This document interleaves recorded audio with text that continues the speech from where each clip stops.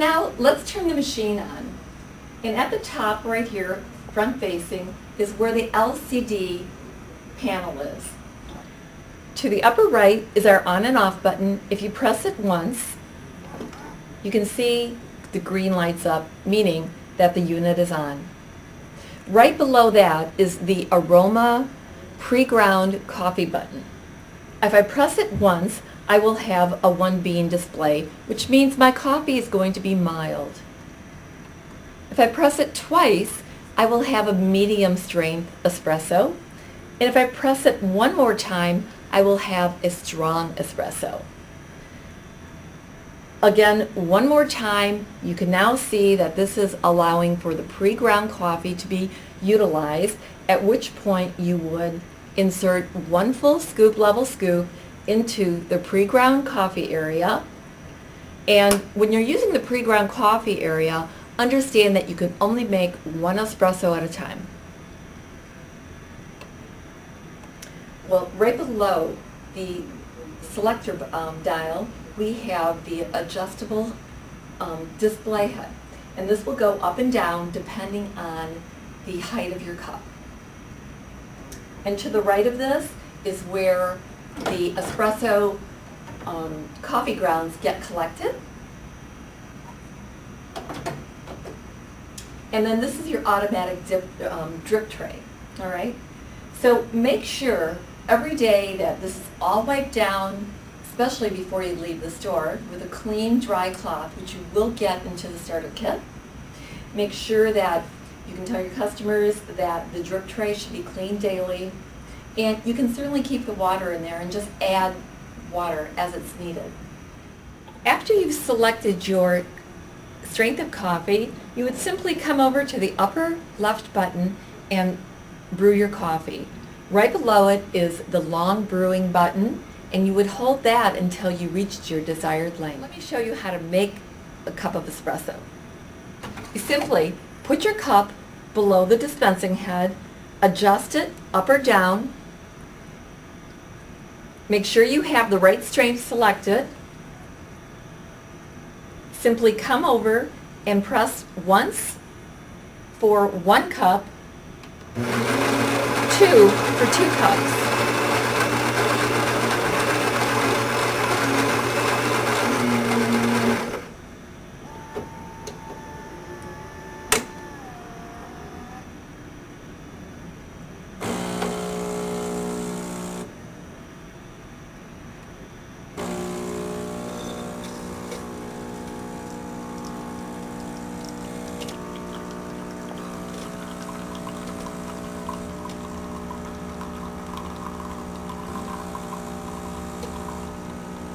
Certainly, if you're making 2 cups of espresso, you would have 2 cups side by side, or a double espresso in a large cup.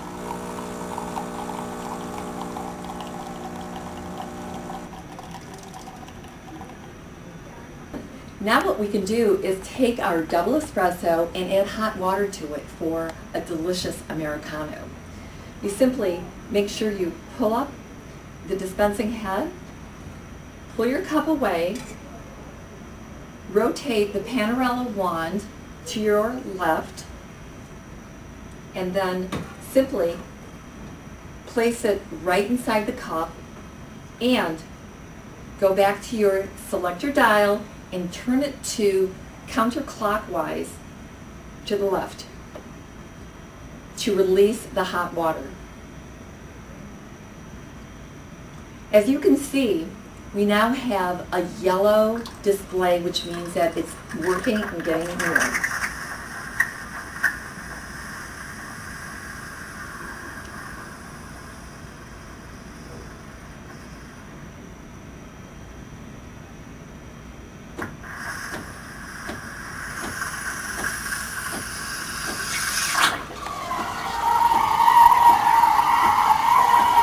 It's now green.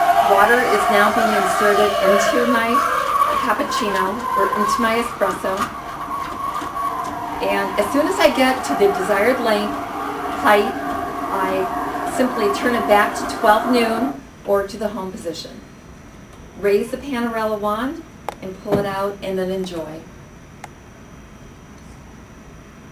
Let me now show you how to froth milk. Okay? After every use, make sure you wipe down your Panarella wand. You'll have to remember that if this has not been used in a while, you may need to prime your unit, and it's simply taking a container and placing it underneath the Panarella wand and turning clockwise, and then wait for the water to get released.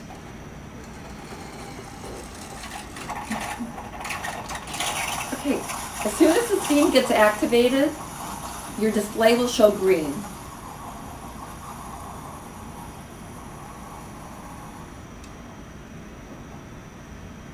Great.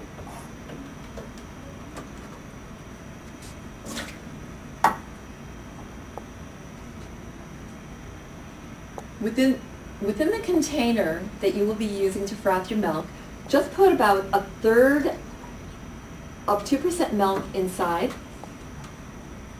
Place your container with the Panarella wand just inserted slightly. Then go back to frothing and gently swirl it around.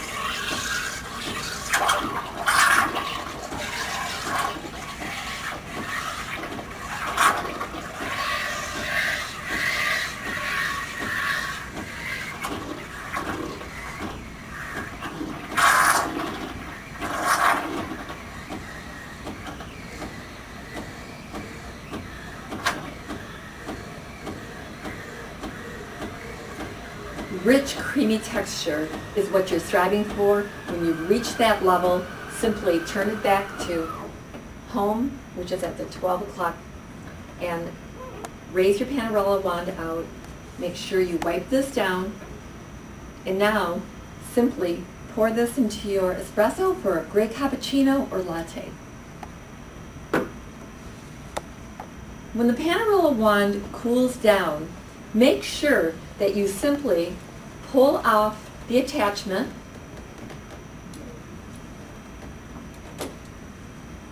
and thoroughly rinse it out. It's also recommended that you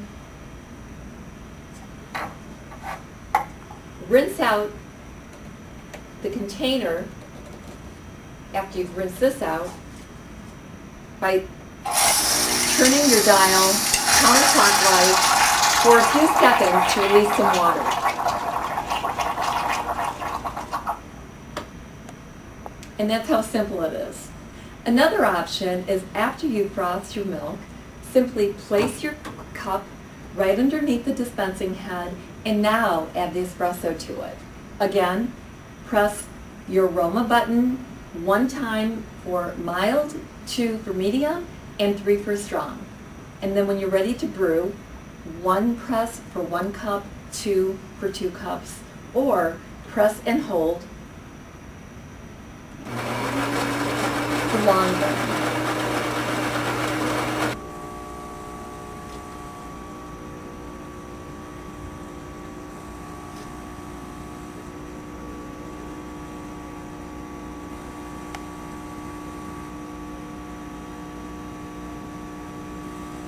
When you reach your desired length, just press again to stop.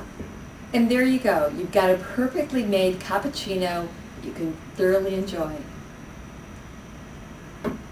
Now, let's take a look at the brewing group, which is a patented proprietary technology unique to Saeco. It's located on the side of our Syntia machine.